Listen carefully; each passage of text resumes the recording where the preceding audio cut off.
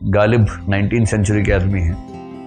गालिब दिल्ली में रहते थे, बल्ली मारान में। बल्ली मारान एक जगह है जो चांदनी चौक के पास में। चांदनी चौक क्या, नई सड़क देखी कभी आपने?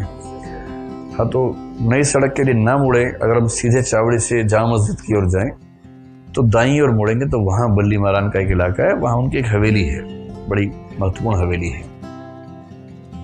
बड़े मस्त मौला आदमी थे, एक नंबर के पियक्कड़ थे, पीने से कोई समझौता नहीं, कमिटमेंट थी उनकी, मतलब पीने को लेकर। एक बार पता लगा कि मेरठ में बढ़िया शराब मिलती है तो मेरठ चले गए। 2 गधों पर शराब लाद कर पैदल मेरठ से दिल्ली आए थे। आप बंदे की कमिटमेंट देखिए, प्रतिबद्धता देखिए, मेहनत देखिए। जब इंसान ठान लेता है तो अपना उद्देश्य पूरा करता है, तो इस भाव में उनको देखिए। तो मस्त बोल आदमी थे, पैसा खत्म हो जाता था, उधार मांग मांग के पीते थे। लोगों ने उधार देना बंद कर दिया, फिर नए लोग ढूंढे जो उधार दे सकें। वजीफा मांगा राजाओं से, राजाओं ने वजीफा देने से मना कर दिया। एक बार छोटा मोटा ऐसा काम किया कि पुलिस आ गई, जेल ले गई उनको, किसी तरह से वहां से छूटे। इन सब के बावजूद तेवर कभी कम नहीं हुआ। ये मैं इसलिए कह रहा हूँ कि मैं जिस कॉलेज से पढ़ा हूँ उस कॉलेज में वो एक बार अध्यापक बने। एक कॉलेज है दिल्ली कॉलेज, जो दिल्ली का सबसे पुराना कॉलेज है, उसका नया नाम जाकिर हुसैन कॉलेज है।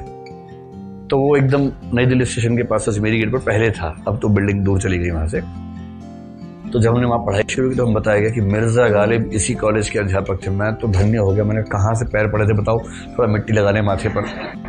फिर पता लगा आए नहीं कॉलेज, तो मेरा ये क्या बात हुई भाई? तो पता लगा कि उस समय एक ब्रिटिश प्रिंसिपल थे कॉलेज के, उनको इन्वाइट किया कि आप यहाँ पढ़ाइए। मिर्जा गालिब इक्के में बैठ कर आए। उस समय इक्का ही चलता था ना, तांगा जिसको बोलते हैं। कॉलेज के बाहर उतरे, देखा प्रिंसिपल बाहर रिसीव करने आया ही नहीं, वापस चले गए। बोले जिस कॉलेज के प्रिंसिपल को तमीज नहीं है उस कॉलेज में हम क्या करेंगे जाके। और गए, गिलास निकाला, शुरू कार्यक्रम। कोई मतलब ऐसा तेवर जो हिंदी फिल्म में राजकुमार का था, जानी इस्तीफा तो हम जेब में लेके चलते हैं। ध्यान है आपको फिल्म का डायलॉग, इस्तीफा तो नौकरी तो शौक पूरा करने के लिए कर रहे हैं, इस्तीफा तो जेब में रहता है, लो इस्तीफा हमारा। उस भाव में ऐसे विचित्र मस्त मौला आदमी थे, लेकिन लिखते क्या थे। एक बार लाल किला उसी इलाके में है, बहादुर शाह जफर उस समय राजा थे, उनके दोस्त थे। तो समझिए कि ये लाल किला है, लाल किले के एकदम सामने सड़क जा रही है, ये चांदनी चौक का इलाका है। यहाँ पर मिर्जा गालिब बैठे थे एक दुकान में, चाय वाय पी रहे थे। राज कवि यहाँ से अपने घोड़े पर जा रहे थे, टांगे वांगे पर जा रहे थे। राज कवि को देखकर खून खोल जाता था। ये राज कवि नहीं थे, ये अच्छे कवि माने जाते थे पर राज कवि नहीं थे। तो राज कवि को कुछ छेड़ दिया इन्होंने रास्ते में, राजा के चमचे जा आ गया, ऐसा कुछ कह दिया, ऐसा कुछ कह के छेड़ दिया। उस चमचे ने जाति राजा को बोला कि ऐसे बोल रहे थे।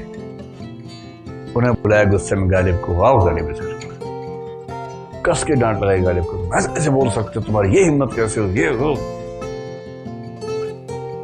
तो फिर एक कंपटीशन सा हुआ। गालिब ने कहा मैं तो एक शेर बोल रहा था। क्या शेर बोल रहे थे? तो तुरंत अपने राजा को ठीक करने के लिए शेर गढ़ा, वहीं पर शेर बोला, हर एक बात पे कहते हो तुम के तू क्या है।